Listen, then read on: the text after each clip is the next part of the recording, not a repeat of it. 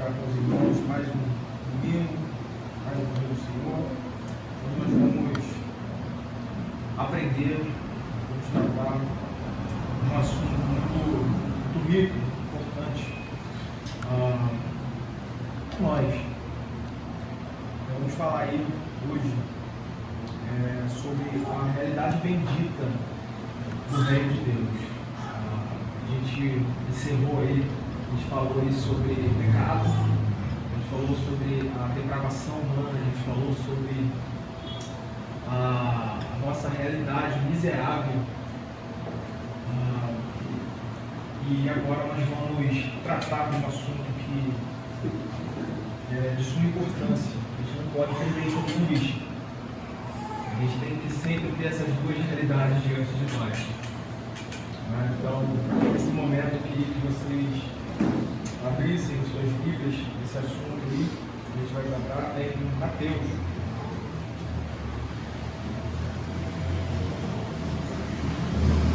Mateus 5.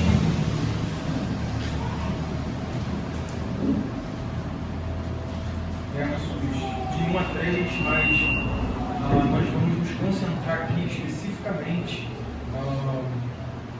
hoje, no verso 3, tá? Então peço que vocês abram aí suas Bíblias no Evangelho de Mateus, capítulo 5.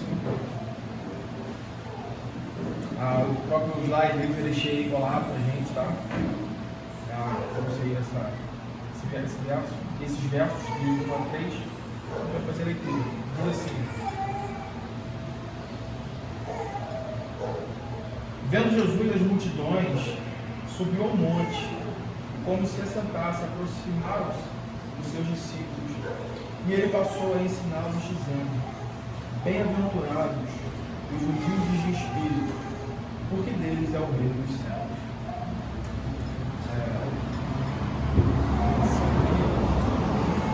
A gente tem alguns pontos iniciais aqui.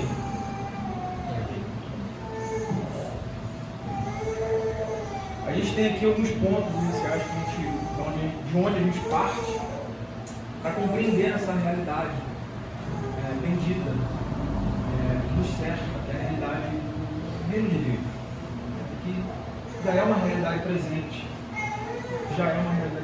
Então, inicialmente, no tocante àquilo que nós vamos abordar, inicialmente nós podemos dizer que a exposição do Sermão do Monte, e aqui eu estou fazendo um apanhado, estou contextualizando aquilo que nós vamos ver no versículo 3, vocês vão acompanhando aí no slide comigo.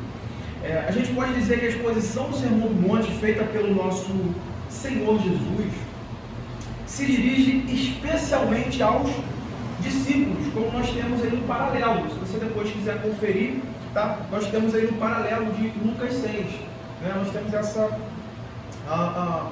particularidade, né, dessa chamada de Jesus aos seus discípulos e a direção do ensinamento e da exposição do Sermão do Monte a eles. Entretanto, um ponto importante aqui, mais à frente a gente vai desenvolver isso, e isso é importante, tá? Estava no propósito de Jesus, estava no propósito do nosso Senhor, que também as multidões ouvissem o que ele tinha a dizer, aquilo que ele ia ensinar particularmente aos seus discípulos. Embora o alvo dele fosse ensinar particularmente os seus discípulos, toda a multidão que o cercava deveria saber e deveria ouvir aquilo que o Senhor Jesus espera daqueles que são seus discípulos, né? Todos aqueles que estavam ali então deveriam ouvir. E essa é uma característica interessante do Evangelho, da proclamação das Escrituras, da proclamação do Evangelho, né? Fielmente. E aqui eu quero abrir um parêntese, né? Cabe aqui um parêntese, né? É importante para nós, né? Nessa realidade aqui, dentro desse parêntese que a gente está falando, reside a grande importância e um grande encorajamento para nós, né, que pregamos o Evangelho de Jesus, que anunciamos as boas novas, principalmente aos ministros, né, principalmente os ministros que estão expondo, né, fazendo a pregação fiel das Escrituras, pois nessa realidade podemos saber com certeza que o Senhor Jesus chamará e instruirá, né? Que Ele chamará, que Ele instruirá, que Ele consolará os seus, né? Ele fará isso com o seu povo, ao mesmo tempo distinguirá, né? Ele distinguirá o seu povo daqueles que não são, né? Essa é uma característica fundamental do Evangelho. Essa é uma característica fundamental do Evangelho. O ponto básico aqui é esse: é que os princípios ensinados por Jesus são enunciados aqui, eles devem ser expostos a todos. Devem ser anunciados a todos. Mas a gente também precisa saber que a eficácia se achará no coração dos seus, no coração dos seus eleitos, ao passo que no coração dos réprobos ele soará como o golpear da mão de Deus contra os seus inimigos, contra aqueles que obstinadamente se voltam contra Deus, que são inimigos de Deus. Então, ao mesmo dessa realidade do Evangelho, ao mesmo tempo, essa dupla realidade, né? Ao mesmo tempo, o Evangelho, ao ser pregado fielmente, ele vai servir para a conversão dos eleitos, para o ensino, na justiça, na edificação, no consolo, no encorajamento do povo de Deus. Ao mesmo tempo, né, no coração daqueles inimigos de Deus, nos réprobos, ele servirá como condenação, como endurecimento que levará à morte e à condenação final. Essa é a realidade, dupla realidade do Evangelho, que está sempre diante de nós. Toda vez que um ministro, toda vez que alguém se põe a pregar fielmente as palavras, as Escrituras, é Cristo falando à igreja fielmente. Isso serve para essas duas realidades. Vai servir ao Senhor para essas duas realidades. Chamar os eleitos, consolá-los, edificá-los, encorajá-los, enquanto levar aqueles inimigos do Senhor a sua justa condenação por meio do endurecimento. Basicamente essa é a realidade, né? Quando Jesus ele se assenta ali, ele começa a ensinar por parábolas. Marcos vai dizer isso especificamente. Ele vai expor isso especificamente. Ele chama os discípulos, ele conta a parábola da semeadura, né? do semeador, da semente que cai à beira do caminho, e ele vai explicar. Ele fala: vocês não entendem? Vocês não podem entender isso, como vocês vão entender as outras coisas? Ele fala especificamente isso: olha, a vocês é dado conhecer os mistérios do Deus de Deus, mas aos outros eles são esses, os inimigos de Deus. Eles vão ouvir, mas é como o próprio texto fala: eles vão ver com os olhos, mas não vão entender. Eles vão ouvir, eles não vão compreender, para que eles não sejam levados ao arrependimento. Isso é um mistério, né? Da pregação do Evangelho. Nós nunca podemos perder de vista isso aqui. É o Senhor Jesus pregando, o Senhor Jesus ensinando, né? E muitos dos que ouviram o nosso Senhor Jesus se rebelaram contra a verdade anunciada por Ele, a fim de que eles fossem justamente condenados. Então essa é uma realidade que está latente, que está diante de nós nessa proclamação. E a confirmação é o que nós temos aí, nós vamos ver no final do Sermão do Monte, que compreende do capítulo 5 ao capítulo 7 de Mateus. O que nós vamos ver é basicamente isso: como? Na realidade, na reação da multidão, né, do povo que os ouvia. Você vai ver isso na admiração, aquilo que eles, após a exposição do Sermão do Monte, após a exposição do Senhor Jesus, nós podemos ver por um termo, né, que é colocado aí no capítulo 7. Abra sua Bíblia aí, capítulo 7, é o finalzinho aí do Sermão da Montanha, capítulo 7, verso 28. Quem achar pode ler, por favor.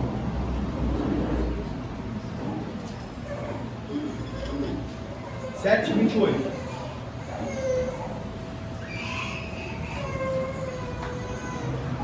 Quem achar, pode ir. Quando Jesus acabou de proferir estas palavras, estavam as multidões maravilhadas da sua doutrina. Isso.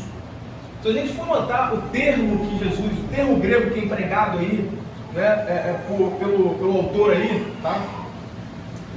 Para maravilhadas, né? A raiz desse verbo aí, ela significa literalmente golpeados. Ela significa literalmente golpeados, como quem sofre um flagelo e se admira e fica...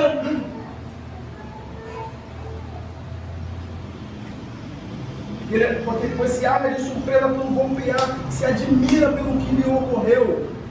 E o mesmo correspondente desse termo no hebraico, ele significa assolados ou desolados. Então o estado, a reação final após a exposição, a proclamação do Sermão da Montanha, que começa aqui, é essa. Se sente como golpeados. Como golpeados.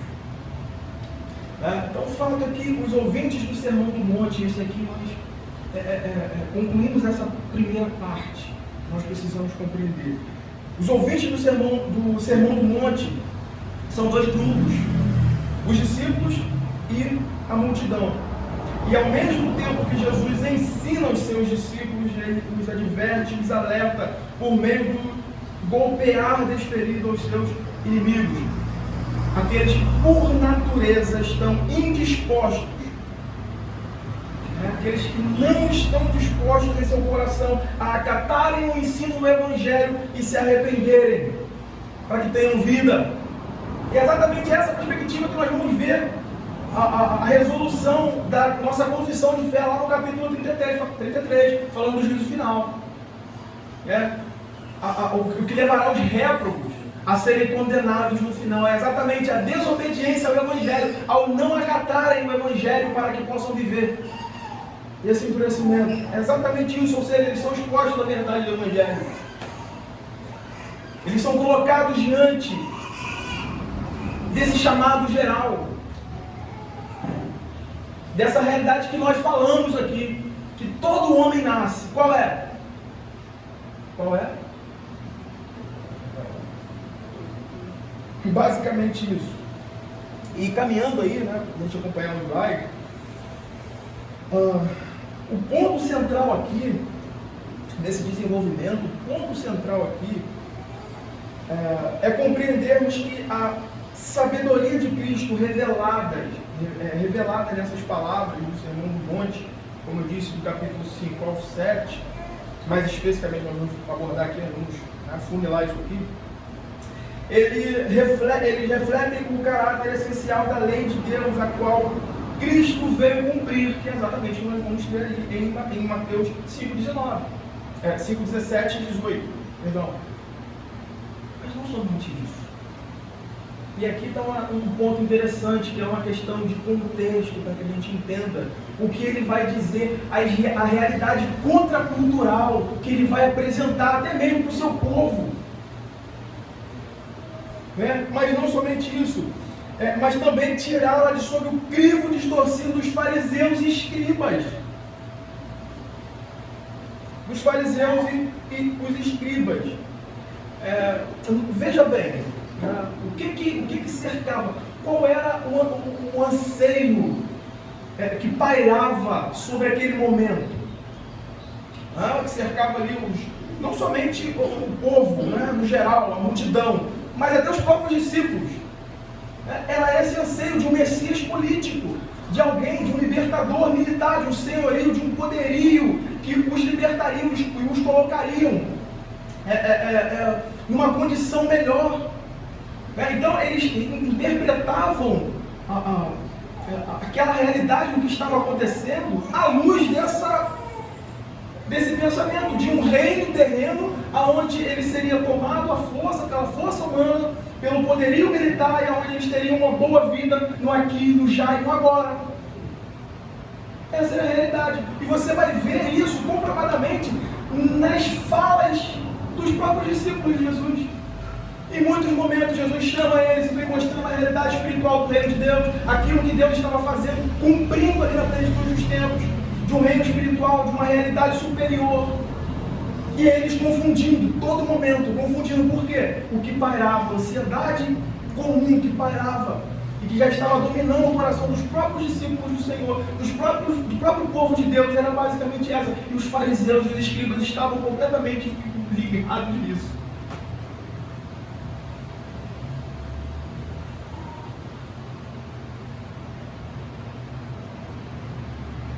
Então, o que nós temos aí, o anseio do povo estava sobre o Messias e um reino territorial militar, e eles esperavam um libertador político que os faria prosperar nesse mundo, livre ou livres do poder opressor do império.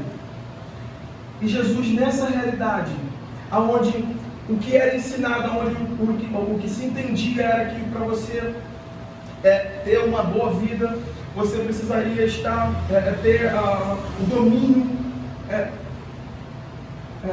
o poder comum à sua mão, para você ser rico dentro de uma questão meramente física, financeira, você ter poder, você ter autoridade, você está livre da opressão e do poder de um império. E Jesus, no meio disso tudo, ele vem, ele apresenta um reino onde felizes são os pobres, felizes são os pobres, os que choram e os que são perseguidos, contrariando a base daquilo que era comum ali, do pensamento comum, uma realidade contracultural. Uma realidade contracultural, ele coloca essa realidade, ele inverte. Ele fala: o reino de Deus é assim. Teve uma corrosão, teve uma distorção, teve um distanciamento, mas é isso aqui. Ouviste o que foi dito? Eu, porém, vos digo. Ele não está contradizendo a lei. Olha, foi dito isso, mas agora eu revogo a lei e agora digo não. É exatamente o excesso, a distorção que colocaram sobre a lei de Deus. O que ele vem fazendo com o Sermão do Monte é interpretando a lei como ela tem que ser, é mostrando como ela tem que ser interpretada e vivida. Qual é a realidade do povo de Deus vivendo nesse reino? Isso é muito importante para que nós possamos entender como nós, como filhos de Deus, como povo de Deus, devemos viver nesse mundo. Inicialmente, esse é o nosso propósito aqui, nos concentrar no tema da realidade bendita do reino de Deus. Essa realidade bendita. E aí nós temos aí, começando aí pelo verso 2, ele passou a ensiná-los. Gente, se alguém quiser falar alguma coisa, perguntar alguma coisa, só colocar, é um estudo, tá? A gente está trabalhando aí dentro das bem-aventuranças. Se alguém quiser colocar, fazer alguma contribuição, pode ficar à vontade. Ele passou a ensiná-los dizendo: bem-aventurados os humildes de espírito, porque deles é o reino dos céus. As bem-aventuranças, como temos aí, constituem um glorioso tratado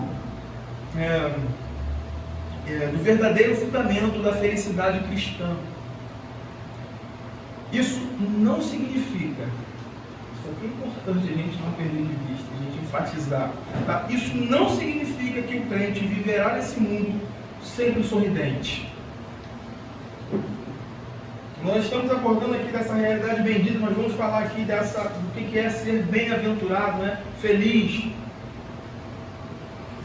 Isso não significa dizer que o crente vai ser aquela pessoa sorridente, sempre, livre de apertos, livre de dificuldades, de dores, do sofrimento comum da vida, um estado que nós estamos. Por isso nós nunca podemos perder essa realidade.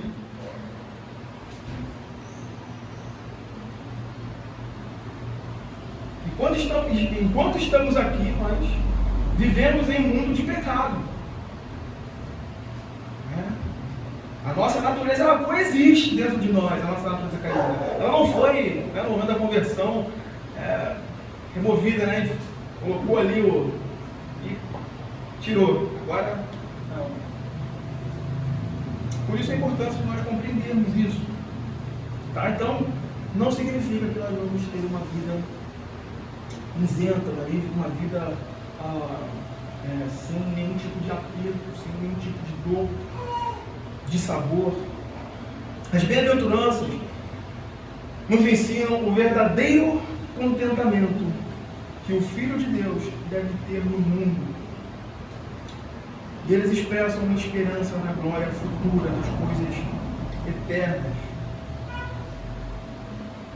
Esse trecho das Escrituras, ele trata aí profundamente dessa realidade contracultural dos filhos de Deus vivendo nesse mundo.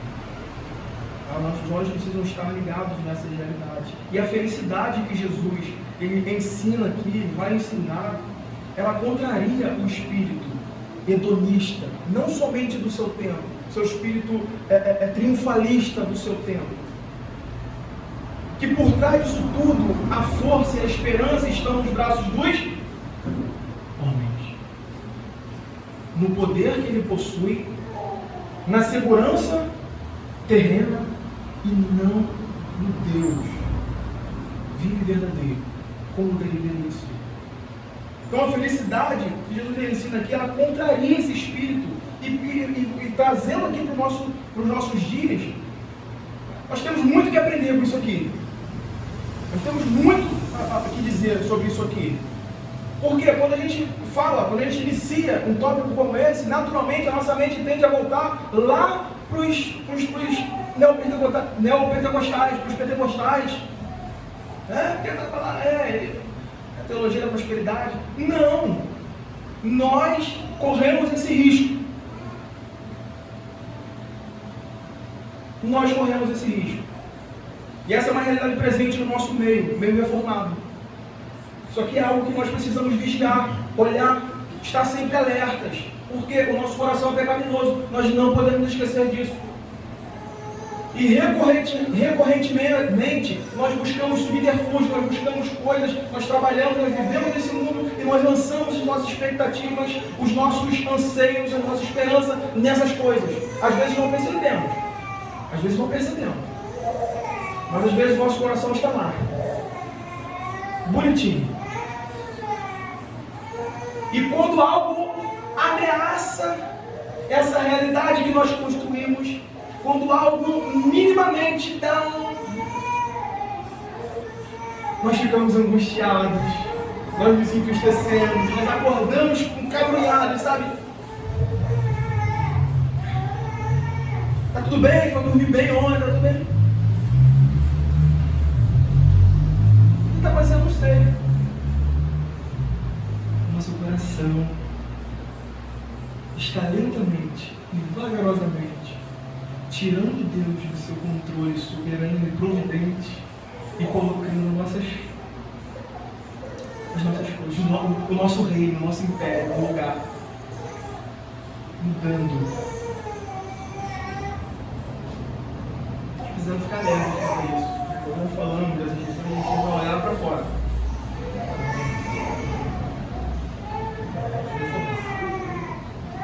Quantas vezes eu me pego, né? Quantas vezes quando a gente está fazendo essa autoanálise, a gente vai falar sobre essa autoanálise. A gente vai fazer essa autoanálise de acordo com a escritura, de acordo com o padrão do irmão do lado, né? Às vezes você cai de pegar um irmão com algumas dificuldades a mais que você, né? Você é crente, eu estou no nível. Estou bem, né? Não, o padrão é de escritura, é a lei de Deus. E é disso que a primeira bem-aventurança vai falar. Dessa realidade. Por isso, esse estudo aqui está depois daquele que nós falamos sobre a nossa realidade. A gente vai entender o que é ser bem-aventurado à luz disso. Ok? Então, bem-aventurança, no contexto que nós estamos tratando aqui, significa aquele que é feliz porque tem o seu contentamento fundamentado no Deus bendito. No Deus que é bendito. E é literalmente assim que Paulo vai descrever o nosso Deus. Lá em Timóteo, 1 de Timóteo 1:11, Paulo se refere a Deus como Deus bendito. Como Deus bendito. Esse termo significa literalmente feliz. Aquele que é perfeitamente feliz.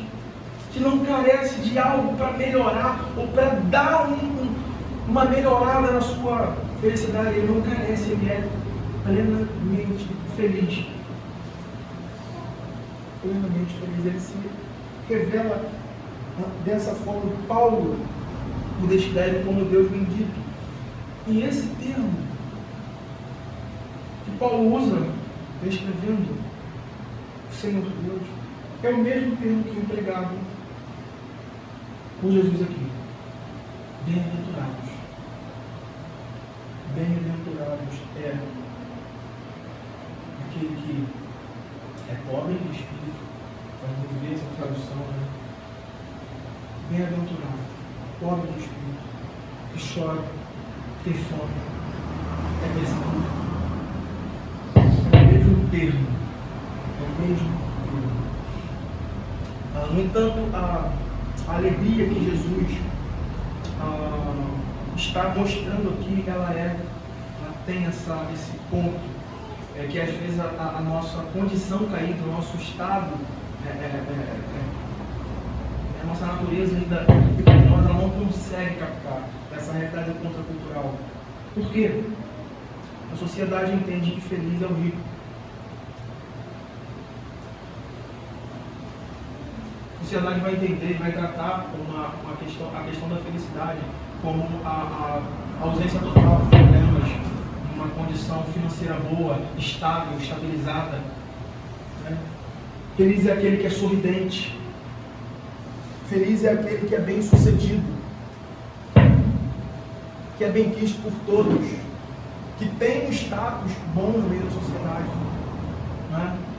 Esse é o padrão de felicidade terreno, mundana.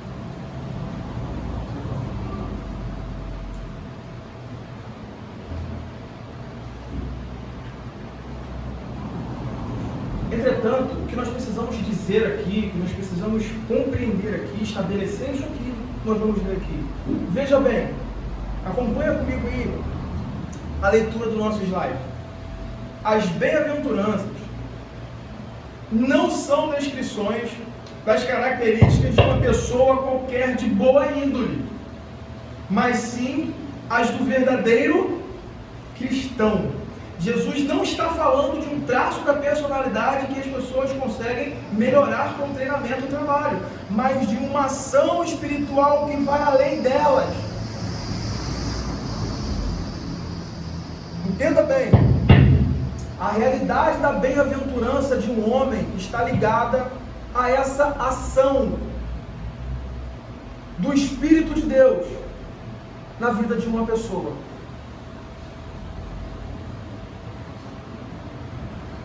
Está ligado exatamente a isso. Ele está falando do estado de graça, esse estado de graça do verdadeiro Filho de Deus, em ter sido achado por essa graça, em ter recebido vida. Primeiramente, no seu estado que ele estava, qual era? Morte. Morte. É assim que nós somos descritos no nosso estado original. Longe de Deus, inimigos de Deus, mortos. Mortos. Tá? Então, a bem-aventurança, ela trata disso. Né? Ela trata disso, está falando desse estado de graça do verdadeiro Filho de Deus. Nisso consiste a verdadeira felicidade. Esses são bem-aventurados. É disso, é dessa realidade que está tratando o texto.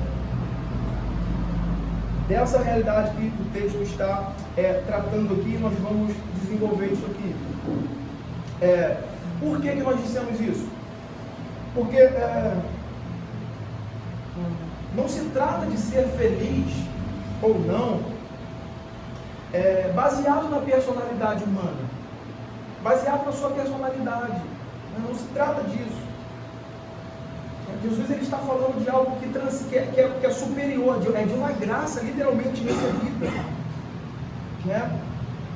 Só que aqui a gente tem que mostrar esse outro lado. Né? Por outro lado, as bem-aventuranças não estão descrevendo um crente excepcional, né? Acima da média, um crente, né? Com um padrão inalcançável de vida. Mas ele está descrevendo o que todo cristão deve ser, é o ideal cristão. Ele está apontando, é assim, é desse jeito. Esse aqui é o modelo, é o padrão cristão. Tá? É esse desenvolvimento ali que o Senhor Jesus ele veio mostrando aqui. Tá? E avançando aí o slide, a gente sabe que mais ou menos, né? Na verdade é como ocorre com o fruto do Espírito, lá listado em Gálatas 5, 22 e 23. As bem-aventuranças são um complexo integrado. É um complexo integrado. Por quê? Não é possível ter uma qualidade e não ter outra. Não é possível. Eu sou pobre, né? Sou humilde de espírito. Essa é a verdade que a gente vai tratar. Ser humilde ali é uma característica que nós tentamos aportuguesar, né? na nossa língua, né? Trazendo para o sentido brasileiro da coisa. A pessoa humilde ali, ser humilde de espírito é aquela realidade, a pessoa simples, assim. Não é isso que o texto está contando, não é para isso que o texto está contando, não. Então, essa realidade de bem-aventuranças precisa ser entendida como esse complexo integrado. Não é possível ter uma qualidade e não ter outra. Não é possível nós dizermos que nós somos pobres de espírito e não chorarmos dentro do contexto, no sentido que nos é proposto à frente, na próxima bem-aventurança. Não é possível dizer que nós somos humildes, pobres de espírito e não sermos mansos. Nós não podemos ter um sem ter todos os outros. Isso é um complexo integrado. Todo cristão deve, por natureza, a partir dessa regeneração, a partir desse momento, desse estado de graça, onde Cristo o encontra, aonde Deus o traz de volta, de novo à vida, ele então deve, isso é dado graciosamente a ele. Por isso nós entendemos que as bem-aventuranças se trata de um pacote completo que todo cristão recebeu graciosamente pela operação do favor divino. Basicamente isso. Então as bem-aventuranças são, ou não são, né, como algumas pessoas colocam, não, agora eu preciso ser manso agora. Aí a pessoa, não, agora eu vou tomar posse da mansidão que é proposta lá. Aí você vai como se fosse uma pílula e... agora eu sou manso. Beleza. Não é bem por aí. Não é bem por aí. As bem-aventuranças não são pílulas opcionais que fazemos uso à medida em que há necessidade. É uma unidade composta que, se você tem uma, necessariamente terá todas as outras. Todas as outras. E esse aí é um ponto que nós não podemos deixar passar. E agora, né, propriamente dizendo aí, falando sobre a primeira bem-aventurança, nós podemos dizer que ela vai tratar da bancarrota, né? Ela vai tratar dessa realidade a qual nós nos encontramos, nós somos expostos. Então, podemos dizer isso. A primeira bem-aventurança fala da bancarrota que todo cristão se vê ao deparar-se com a lei de Deus. É o reconhecimento do seu estado miserável e paupérrimo diante de Deus. Por isso não se trata de um ímpio. Por isso ela está falando especificamente desse complexo integrado dado ao Filho de Deus. Por quê? A gente vai falar mais abaixo. O ímpio, ele olha para si, ele faz uma autoanálise, faz uma pergunta para o ímpio. Uma pessoa que não conheceu a Deus, que não foi alcançado pelo Evangelho, chama ele e pergunta: qual é o seu estado? Como é que ele se vê? Ele vai dizer que ele é bom. É por isso que ele não pode ser salvo pela graça, porque é graça. mas ele acha que merece.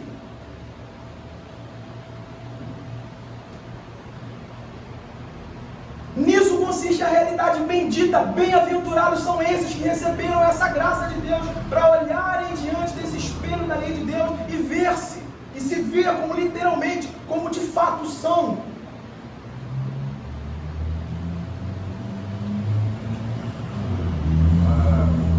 Quando Jesus conversa com o homem rico, mostra muito isso, né?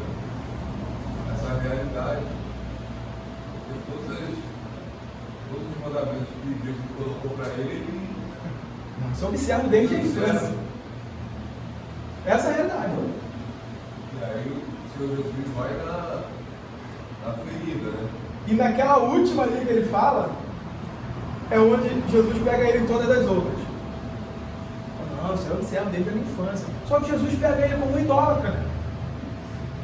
Vai, vende seus bens, ele sai dali triste porque ele era possuidor de muita. O ídolo, ele tinha um Deus que não era o Deus verdadeiro, o Deus dele era o dinheiro.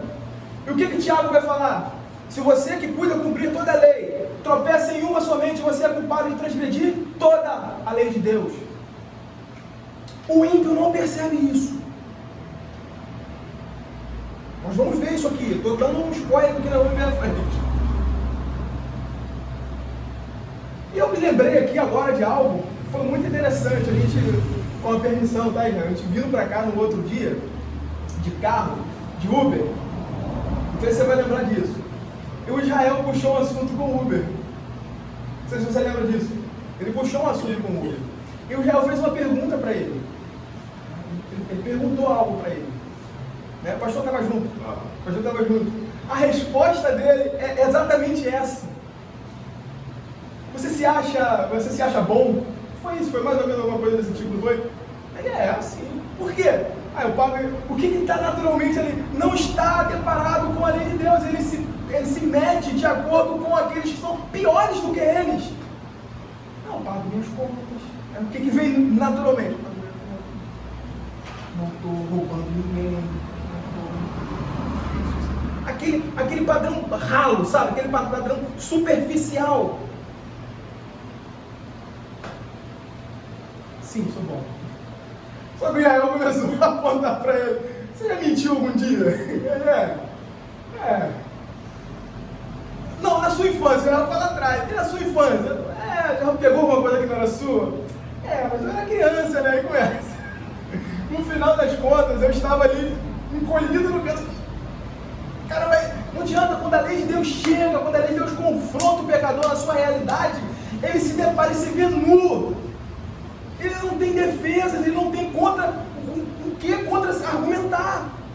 Por quê? Ela o desnuda, ela o coloca como ele de fato é, miserável. E o grande pecado consiste em negar isso.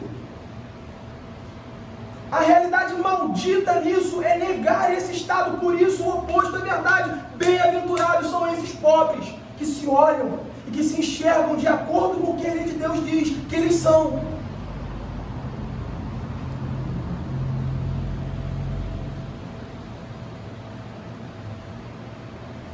Por isso, a primeira bem-aventurança, ela fala da bancarrota de todo cristão, de todo homem de fato que se depara com a lei de Deus. É o primeiro, ou é o reconhecimento do seu estado miserável e paupérrimo diante de Deus. A palavra usada aqui para pobres, ou para humilde na tradução sua aí, a nossa tradução, né? Almeida Revista Atualizada, ela trabalha aí humilde, né? Ela fala aí humilde. Mas a palavra usada aqui, ela não tem o mesmo sentido que costumamos dar aos pobres no contexto brasileiro. Né? Nós costumamos dar aquelas pessoas de classe inferior, ou os menos, eu não gosto disso, tá? Assim, os menos desfavorecidos, mas normalmente o que se dá quando é pobre, humilde, você fala humilde, dá a entender são essas realidades, como alguém destituído de dinheiro, que leva uma vida simples. Em certo sentido, atribuir esse sentido aqui seria algo positivo, né? Porque tem muitas pessoas que têm dinheiro e vivem como se uma pessoa simples, humilde. nesse sentido aqui que Deus está tratando. A pessoa simples, humilde, a pessoa boa, a pessoa que se desapega, não está ali. Tá? O contexto está se referindo ao paupérrimo, ao miserável que mendiga e depende inteiramente da caridade alheia para o seu sustento. Miserável, é esse. É o paupérrimo. Ele está literalmente mendigando. Por quê? Ele vê o seu estado de falência. Ele vê o seu estado de falência total. Então, nesse contexto aqui, ser espiritualmente pobre, no sentido do texto que estamos estudando, significa olharmos para essa realidade, olharmos para nós à luz da revelação de Deus. À luz da revelação de Deus. Não a partir das nossas próprias, ou da nossa própria percepção, ou da percepção do mundo. Por quê? Porque nossa percepção é caída. Ela é manchada pelo pecado. E naturalmente, o que ela sempre vai fazer é pender, é dar essa... eu não sou tão ruim assim. O máximo que acontece é isso. Eu sou ruim, mas não sou tão ruim assim. Isso é avaliar a nossa condição a partir do mundo, a partir da nossa própria percepção caída. Então, ser espiritualmente pobre no sentido contexto, está ligado? Olharmos para a nossa realidade, para a nossa condição, à luz da palavra de Deus.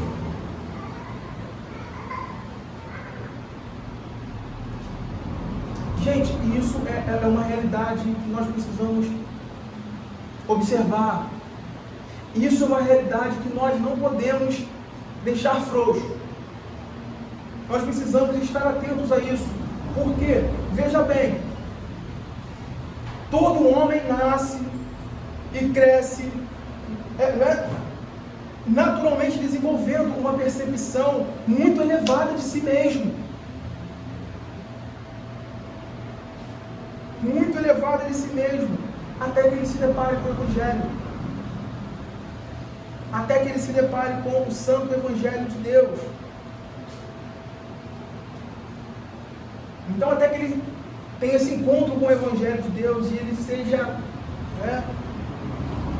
tocado por esse Evangelho, o seu autoexame será muito elevado.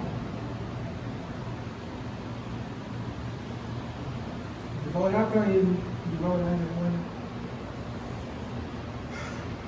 como eu sou bom. Ele se verá bem, ele se verá seguro, ele se verá numa condição boa, até que suas portas sejam tomadas pelo Evangelho. Então ele dirá: miserável homem que eu sou. Miserável homem que eu sou. Quem me livrará por todas as coisas?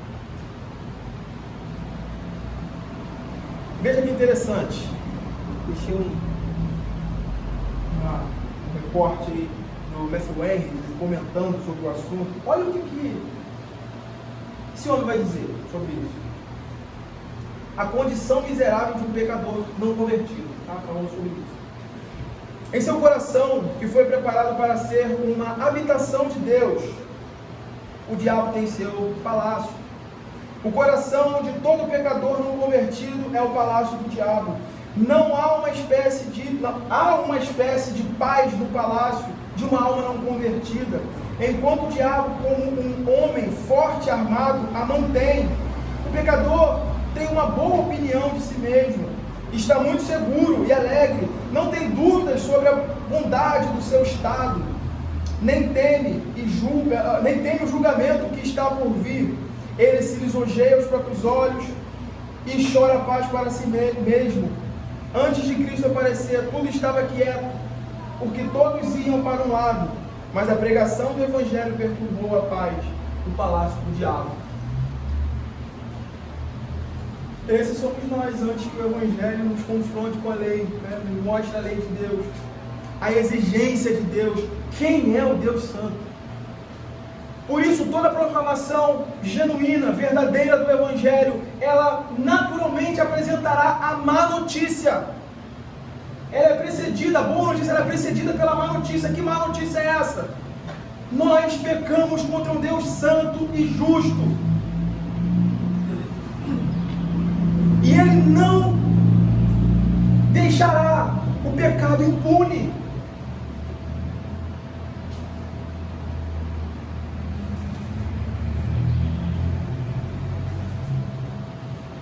A operação do mal, a operação de Satanás, a operação em torno disso é exatamente para fazer com que o pecador ele se mantenha ali. Essa realidade que ele coloca aqui é muito boa, que é mais ou menos isso. Ele está ali, ele se sente seguro, se sente bem.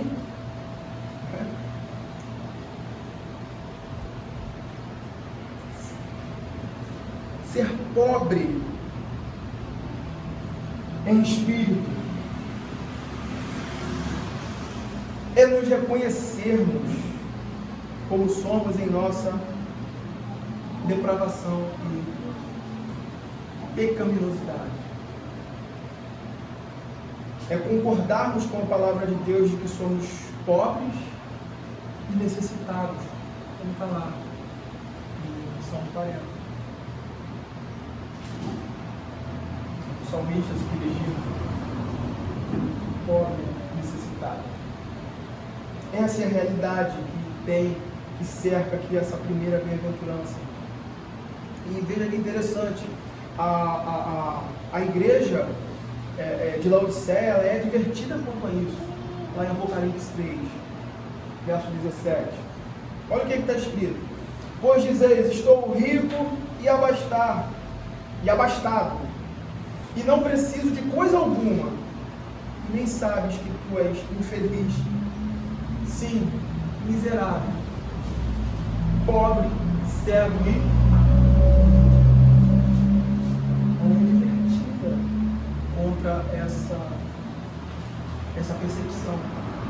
Porque todo homem naturalmente ele é isso, pobre.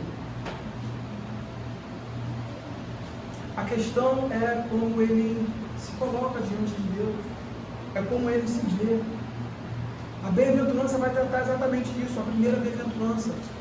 Bem-aventurados, felizes são os pobres, porque deles é o reino de Deus. Vai tratar exatamente disso. Dessa relação correta com Deus, de se olhar à luz da verdade que a Escritura coloca sobre nós. E é isso que o Evangelho faz, irmãos. É isso que a pregação recorrente do Evangelho faz. E é por isso que nós precisamos ser constantemente expostos à pregação fiel do Evangelho. É por isso que eu e você, dia após dia, domingo após domingo, estamos aqui a ouvir a proclamação do Evangelho, a ser ensinados, a ser admoestados pela palavra de Deus, que é a pregação do Evangelho. É por isso que nós não negamos, nós não podemos negar isso ao povo de Deus.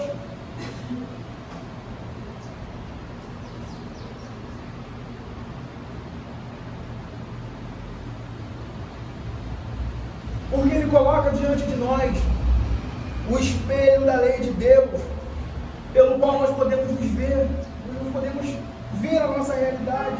Então nós vemos quem é Deus, como Ele é, como Ele se revela pela Sua palavra, como nós fomos criados nele, como nós nos distanciamos dele. Por isso que nós precisamos constantemente ser colocados diante desse Evangelho, a proclamação e a pregação do Evangelho. O Evangelho ele nos faz alinhar, né? Ele faz esse realinhamento, né? Ele faz com que nós realinhemos os nossos olhares e que reavaliemos nossas vidas à luz de Cristo. À luz de Cristo, né? É essa a realidade.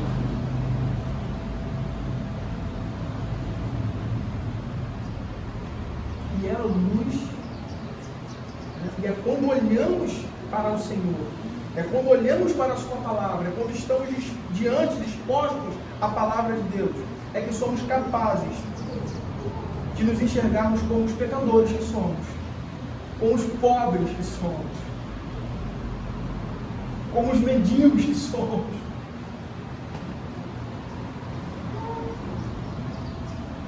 E é nisso que consiste a verdadeira felicidade dos pobres e dos filhos. Isso que consiste a verdadeira felicidade dos que são pobres de espírito. Qual é? Que eles possuem um único bem, sem o qual eles não podem viver. Quem? Cristo.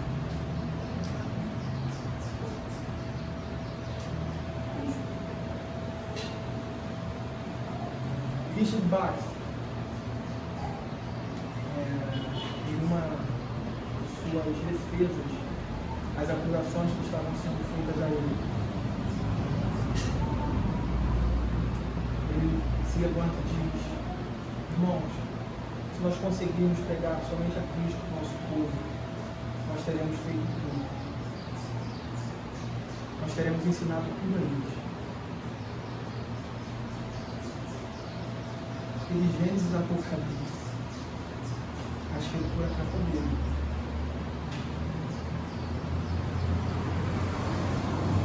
Nele nos fomos criados.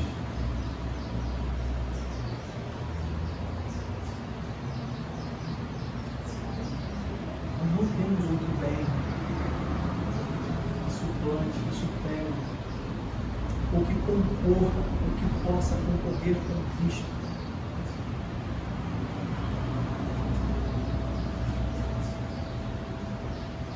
Segundo os Coríntios 6:10, fala dessa realidade que consiste a nossa verdadeira felicidade,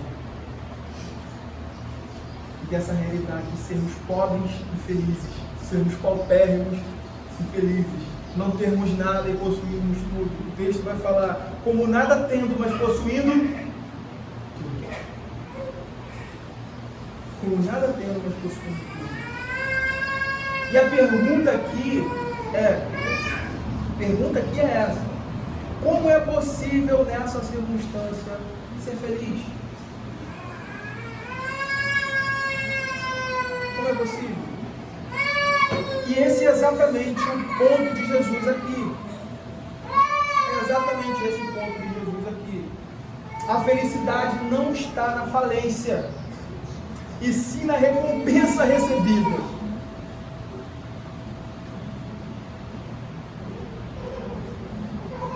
Porque senão alguém poderia corromper o sentido do que nós estamos tratando. Então quer dizer que para entrar no reino dos céus é só ser pobre? Tem que ir lá largar tudo. É isso? Vou viver como é o nome daquelas pessoas? Inimigo?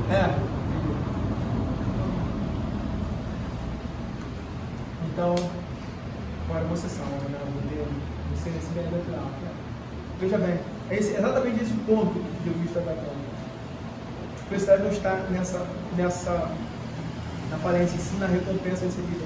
Quem se reconhece falido, essa é a realidade. Quem se vê, quem se reconhece como falido, como miserável, é riquíssimo porque recebe a Cristo.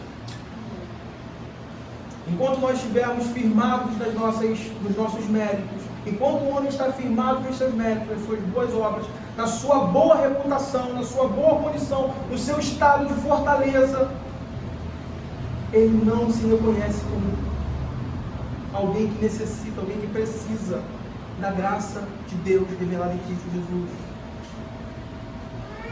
Isso é triste. Isso é triste porque diariamente nós lidamos com isso, de pessoas que estão às vezes sendo expostas ao Evangelho, a essa proclamação, por meio das nossas vidas, do nosso trabalho, no meio que nós vivemos. Elas estão próximas demais dessa realidade, mas elas não observam elas não acatam a verdade do Evangelho, elas não se arrependem, elas não olham para isso. Elas não dão atenção. Por quê? Elas se sentem seguras.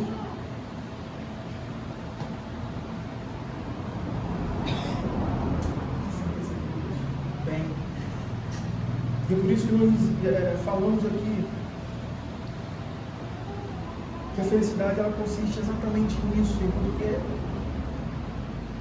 quando se tira essa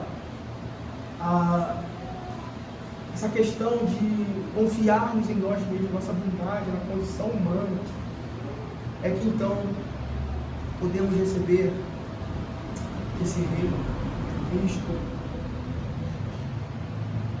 Ao contrário, nós estamos falando aqui, né? A minha verdade. Quem não se vê falido, quem não se vê miserável, já recebeu sua recompensa. Logo, independente de Deus, por isso não tem reino. Por isso não tem reino. Por isso não tem reino. E o texto aí que trata, que nos mostra essa realidade, desse contrário, está lá em Lucas, quem puder abrir, por gentileza, Lucas 6, para nós caminharmos para o fim. Lucas 6, 24 e 25.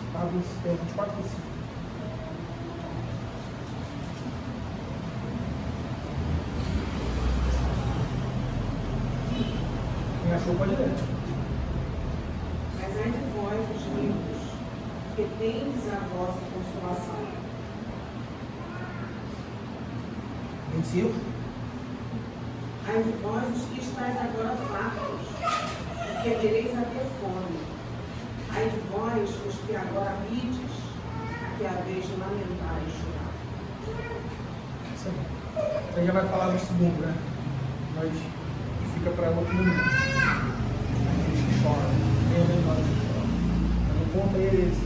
Mas ai de vós, os ricos, esses que, retratando aqui essa realidade, aqueles que se sentem seguros no seu próprio poder, nas suas próprias conquistas, no seu próprio reino, construído com suas próprias mãos. Ai de vós, a realidade, o texto bíblico aqui aponta para essa realidade como ai. Então, aquele que não se reconhece falido, miserável, naturalmente ele já recebeu sua recompensa. Sua recompensa é essa. São os ais que nós vamos ver, né? Que é os prazeres de Deus. Agora, eu estava conversando em casa, não sei se emocional, não sei se outra situação, dessa realidade, que às vezes nós, como povo de Deus, nos pegamos às vezes. Às vezes nós nos encontramos como São de Asaf, nos encontramos como Asaf. Nos encontramos às vezes invejando a prosperidade dos ímpios,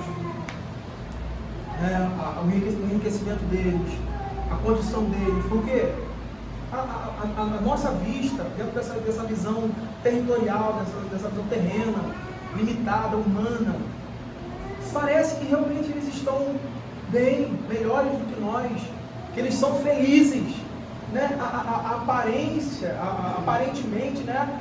Essa realidade que é expressa e que parece que às vezes afronta o Filho de Deus e que confronta a realidade que muitas vezes os filhos de Deus estão passando.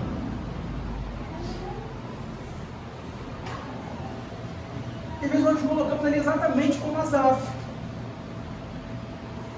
Eles aumentam suas riquezas, estão indo bem, né? Bom melhor, eles estão indo. Mas a realidade é que, quando avança e chega mais à frente do texto, ele fala até que entrei no santuário de Deus, de vida tinária, de ver, receber o fim deles. Vamos ler? Vamos fazer a leitura desse Salmo, Salmo 73. Vamos ler.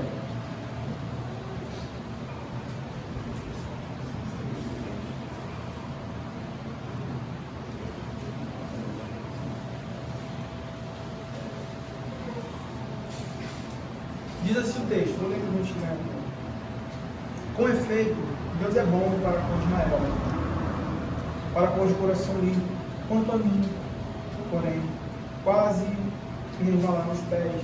Pouco faltou para que se desviassem os meus passos, pois eu invejava os arrogantes, e ao ver a prosperidade dos perversos, para eles não há preocupações. O seu corpo é sadio, é nécio, não partilham nas canseiras dos mortais, nem são afligidos com os outros homens. Daí a soberba que os cinge como um colar, e a violência que os envolve como um manto. Os olhos saltam-lhes da gordura do coração, brotam-lhes fantasias. Motejam e falam maliciosamente, da opressão falam com altivez. Contra os céus desandam a boca, e a sua língua percorre a terra. Por isso, o seu povo se volta para eles e os tem por fonte de que bebe lá os sordos. E diz: como sabe Deus? Acaso há conhecimento do Altíssimo? Eis que são estes os ímpios, e sempre tranquilos. E sempre tranquilos aumentam suas riquezas. Com efeito, inutilmente conservei puro coração e lavei as mãos da inocência, pois de contínuo sou afligido e cada manhã castigado. Se eu pensar em falar tais palavras, já aí teria traído a geração dos teus filhos. Em só refletir para compreender isso, achei muito pesada a tarefa para mim, até, verso 17, até que entrei no santuário de Deus e atinei com o fim deles. Tu certamente os põe em lugares escorregativos e os fazes cair na destruição, como ficam de súbito assolados, totalmente aniquilados, de terror. Só até aí. Às vezes nós nos pegamos, né, nessa realidade, ao nos depararmos com a nossa condição pecaminosa, ao nos depararmos com essa realidade, a gente olha, a gente faz essa análise, né? É meramente humana, né? Olhando fisicamente, superficialmente as coisas. Mas a realidade que nós precisamos saber aqui é essa: que ser bem-aventurado significa estarmos fundamentados no Deus que é bendito, que Ele nos livra da culpa do pecado e do poder do pecado. Então Ele nos dá uma vida para caminharmos. Isso não significa que nós vamos viver, sabe, sem apertos, cantarolando sempre, rindo sempre. Isso faz parte, é claro, faz parte, vai fazer parte da nossa caminhada, da nossa vida cristã. Mas se nós perdermos isso aqui de vista, desse fundamento sólido e firme, certamente nós negaremos essa graça concedida a nós. Nós não valorizaremos isso. Nós viveremos meramente por vistas. Meramente por vistas. E não fundamentados na obra do Senhor Jesus, os méritos de Cristo, na realização da sua maravilhosa obra. Caminhando para o fim, Jesus disse: bem-aventurados os pobres de espírito, porque deles é. Tempo aqui, veja bem a importância aqui. É uma realidade que começa, já começou, né? É uma realidade presente. É uma realidade presente. E a gente caminhar para a nossa conclusão, sim, há uma bênção para os que se enxergam em sua pequenez à luz da grandiosidade do Senhor. O quê? Reino. O reino. E dentro aqui das nossas considerações finais, é interessante a gente dizer isso. Pode não estar claro, ou tão claro assim, porque eu creio que esteja, né? Pode não estar tão claro, mas essa bem-aventurança aqui está diretamente ligada à nossa vida de oração. A nossa vida de oração. Porque o que é oração? Senão o confessar de nossa dependência na providência de Deus. Deus bendito. O que é oração senão esse confessar de que nós não somos suficientes ou autossuficientes? De que nós dependemos de Deus, nós precisamos da direção dEle, nós precisamos do cuidado dEle, nós precisamos da sua providência no todo da nossa vida, não em partes. O que às vezes a gente faz sem perceber. Às vezes a gente ora, às vezes a gente coloca a nossa vida diante de Deus, algumas realidades e outras não, como se as outras nós dessemos conta. Deus toma em suas mãos, meu trabalho, isso, aquilo que você... É como se você quisesse, não, toma só conta disso, o resto eu dou conta. O resto deixa comigo. Tenho capacidade de desenvolver minha vida. Então pode não estar tão claro, mas essa primeira bem-aventurança, ela está diretamente ligada a essa vida de oração, a como nós nos colocamos diante de Deus e a como nós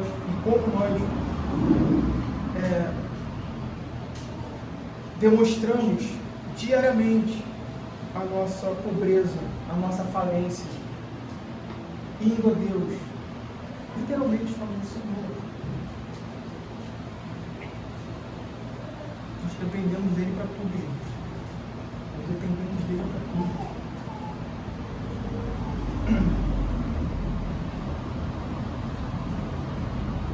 Bendita pobreza. Bendita pobreza que nos traz, que nos coloca diante de Deus como mendigos. Como mendigos somos. Bendita pobreza que nos faz confiar e depender da sua mão providente.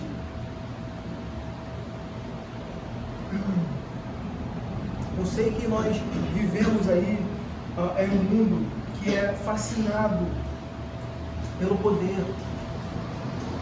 Nós sabemos disso. Nós desenvolvemos a nossa vida aqui nesse mundo que é fascinado por poder, pela riqueza, pelo sucesso. E que por estarmos envolvidos nas coisas desse mundo, às vezes, nós nos esquecemos dessa realidade, ou dessas realidades que acabamos de dizer.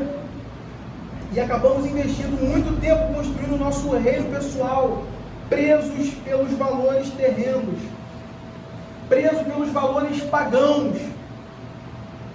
Somos moldados e conformados segundo os modelos e os padrões mundanos.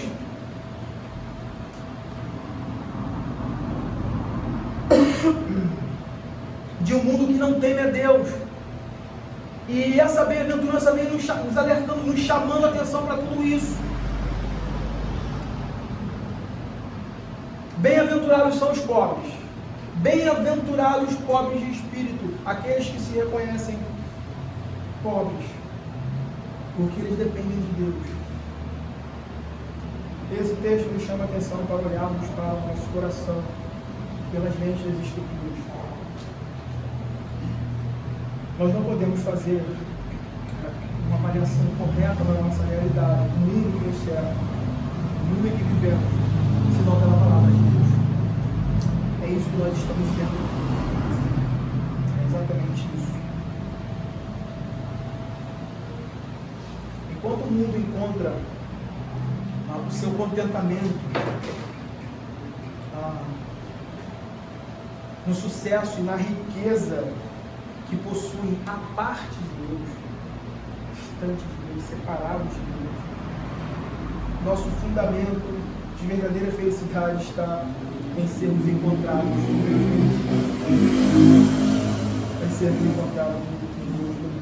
Nossa alegria consiste em um fundamento que não pode ser abalado. Não pode ser abalado. O único Deus verdadeiro que nós somos, de quem nós somos herdeiros. A gente passou por um momento aí de pandemia, né? A gente passou por uma situação aí que muitos ficaram alarmados. Eu via cada coisa. honestamente quem essas pessoas servem. Quem é o Deus que nós estamos servindo? Os próximos.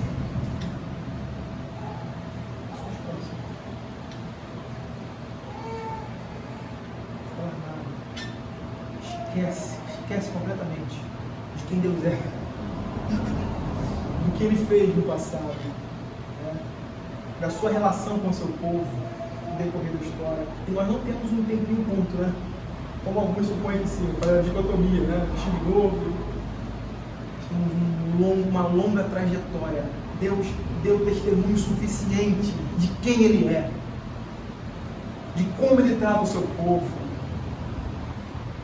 Para nós, no meio das nossas dificuldades, no meio da calamidade, blasfemarmos contra Deus, virarmos as costas para Ele e procurarmos, não sei, subterfúgios, saídas e outras coisas, confiando no nosso braço, na nossa força, na nossa capacidade, na capacidade do médico. Ninguém deu uma situação final a isso. Todos batendo cabeça. Todos batendo cabeça. Médicos, especialistas, doutores, pós-doutores, enfim. E eu, nesse momento, eu vi o John MacArthur falando dos Estados Unidos, quando todos queriam fechar as igrejas. Não abre mais. Para tudo. Acabou. Ele fez uma análise da história simples. Continha simples. Então, gente, no ano tal, quando o mundo inteiro passou por uma crise assim, ele trouxe os dados. Aonde o mundo pôde buscar socorro? Aonde o mundo pôde se firmar numa esperança que vai além dessa vida? Na igreja de Deus. No ano tal, quando os Estados Unidos passou por isso, por aquilo outro, aonde o mundo pôde encontrar uma confiança, uma esperança que vai além dessa vida? Na igreja, na palavra de Deus.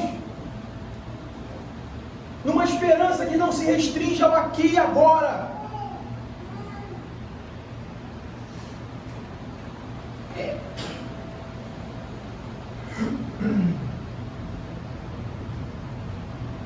Às vezes nós nos pegamos tão desonestos com a palavra de Deus, com aquilo que Deus tem se revelado, que aqui está diante de nós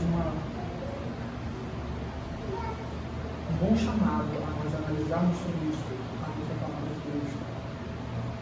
A luz da palavra de Deus. Eu encerro aqui com uma citação ali de um missionário chamado Jim Brock, alguns de vocês conhecem. Ele vai dizer o seguinte: não é tolo aquele que abre mão do que não pode reter para ganhar o que não pode perder. O contexto que esse homem viveu e foi morto, ele traz mais luz ao que nós acabamos de ler.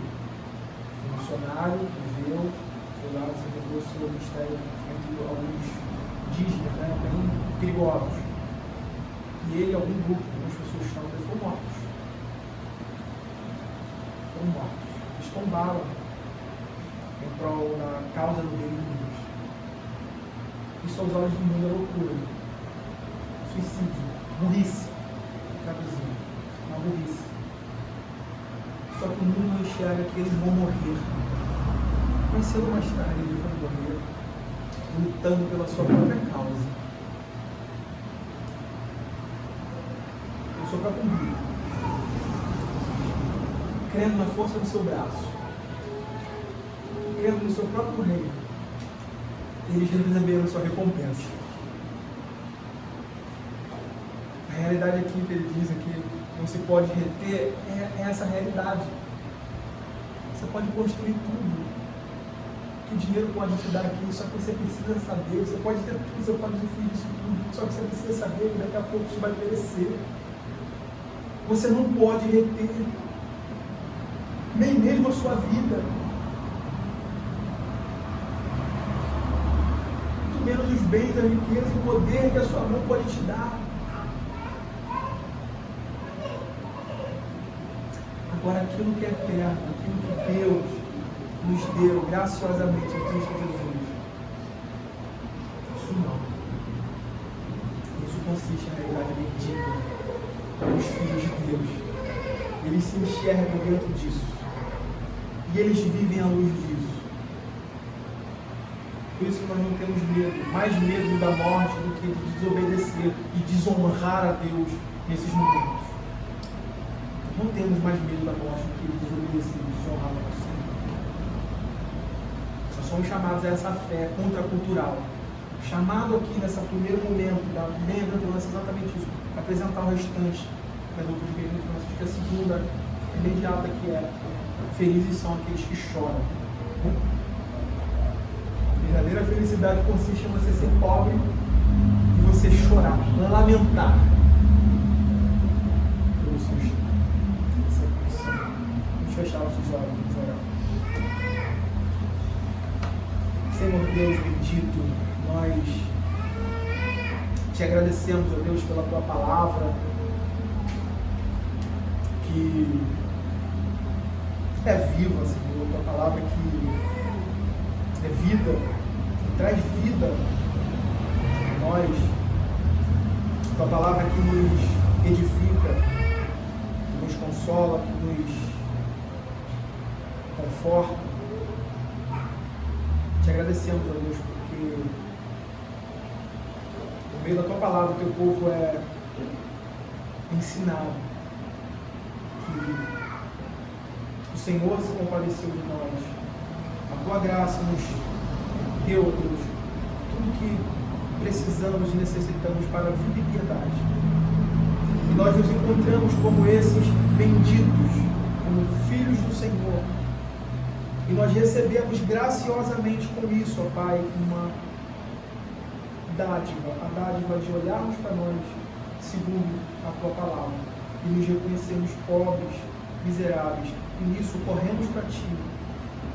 E nos apegamos a Ti, ó Deus. Nos apegamos à obra do Teu Filho, nos apegamos, ó Deus, aos méritos do Teu Filho.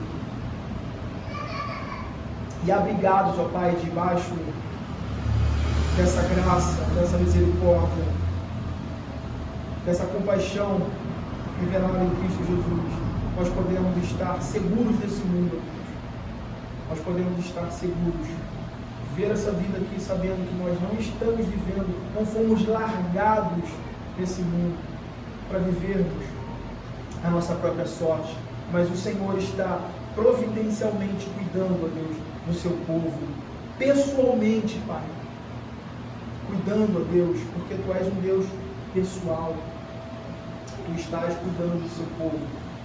Nós te agradecemos porque em tempos difíceis, nós podemos olhar para Ti, nós podemos olhar, Deus, para a Tua história ao longo dos anos e aquietar e acalmar o nosso coração, saber que o Senhor tem cuidado de nós. Obrigado, Deus, por essa bendita realidade do Teu reino. Obrigado, porque somos felizes, não porque temos coisas, mas somos felizes porque o Senhor nos comprou com o precioso sangue de Cristo Jesus, o sangue incorruptível do Teu Filho. Somos felizes por isso, Deus. Te louvamos porque podemos olhar e interpretar e enxergar o mundo à luz da Sua palavra. Amém. Te louvamos por isso, em nome de Cristo Jesus.